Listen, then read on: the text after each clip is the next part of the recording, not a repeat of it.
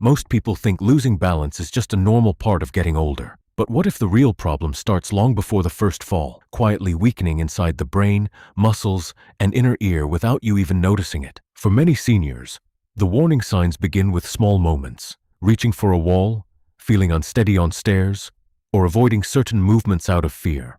And here's what many people don't realize. Balance is not just about your legs. It's a full-body communication system between your brain, eyes, joints, muscles, and inner ear.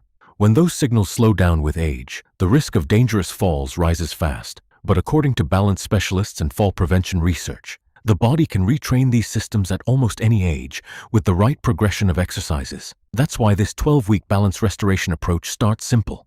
First, the body relearns stability through controlled standing exercises like tandem stance, single leg holds, slow weight shifts, and calf raises.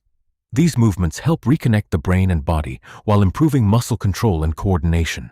But standing still is only the beginning, because real life doesn't happen standing still. In the next phase, the body learns how to stay balanced while moving, with exercises like Tai Chi weight transfers, tandem walking, and sit-to-stands that improve real-world stability and confidence.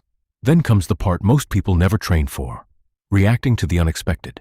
A sudden slip, a missed curb, a quick turn. Research shows this type of reactive balance training may significantly reduce fall risk when practiced safely. And finally, the brain itself gets challenged through multitasking exercises that combine movement with memory, focus, and coordination, because many falls happen while the mind is distracted. Improving balance is not about becoming athletic. It's about protecting independence.